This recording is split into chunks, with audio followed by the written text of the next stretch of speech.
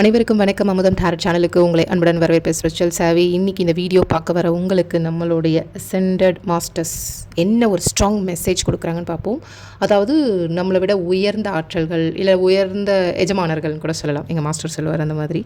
So set 1 set 2 shuffle பண்ணி வச்சாச்சு. உங்களுக்கு உள்ளுணர்வாக எந்த கடை சூஸ் பண்ணணும்னு சொல்லி தோணுதோ சூஸ் பண்ணிக்கோங்க. இப்போ செட் 1க்காக எந்த மாஸ்டர்ஸ் வந்திருக்காங்க, உங்களுக்கான ஸ்ட்ராங் மெசேஜ் என்ன இருக்குதுன்னு பார்ப்போம். மோசஸ்.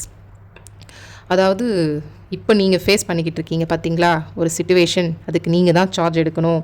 இனி நீங்கள் காத்திருக்க வேணாம், உங்களுடைய கடிவாளத்தை நீங்கள் தான் பிடிக்கணும் அப்படின்னு முதல்ல உங்களுக்கு அவங்க ரொம்ப ஸ்ட்ராங்கான மெசேஜாக கன்வே பண்ணுறாங்க.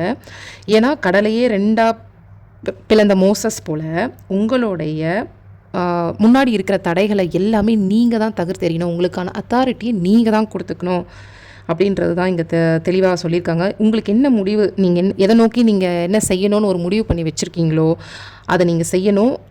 எப்படி செய்யணும்னா உங்களுடைய சக்தியை பயன்படுத்தி அதை பற்றின பயத்தை எல்லாம் விட்டுட்டு நீங்கள் செயல்பட தொடங்கணும் அப்படின்றது தான் உங்களுக்கான மாஸ்டர்ஸ் சொல்லியிருக்காரு, மோசஸ் சொல்லியிருக்காரு. ஸோ இப்போ இருக்க சிச்சுவேஷனை பற்றி நீங்கள் எது நல்லது அப்படின்றத யோசித்து முடிவெடுங்க, பயத்தை விட்டுட்டு சார்ஜ் பண்ணுங்கள். ஸோ செட் 1 சூஸ் பண்ணவங்களுக்கான ரொம்ப அழகான மெசேஜ் உங்களுடைய மாஸ்டர்ஸ் கொடுத்துருக்காங்க.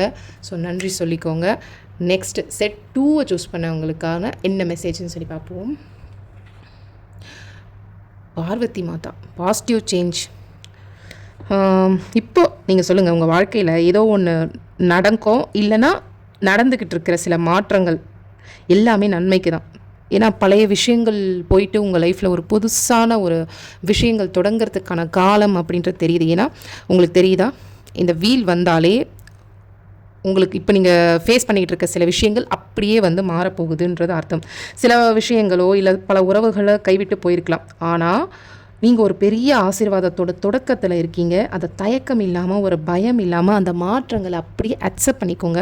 அண்ட் பார்வதி மாதா வந்ததால் சில விஷயங்கள் நீங்கள் மாற்றணும் அப்படின்றது அவசியமாக இருக்கலாம். அது உங்களுடைய உணவு பழக்க வழக்கம், ஏதோ ஒரு மாற்றம். ஆனால் இது ஆன்மீகத்துக்கான ஒரு ஸ்பிரிச்சுவல் க்ரோத்துக்கான கார்டாகவும் நான் பார்க்குறேன். ஸோ என்ன மாற்றம் உங்களுக்கு தேவைப்படுதுன்றது உங்களுக்கு நல்லாவே புரியும். அதை பண்ணுங்கள். ஓகே, மீண்டும் அடுத்த வீடியோவில் சந்திப்போம். நன்றி.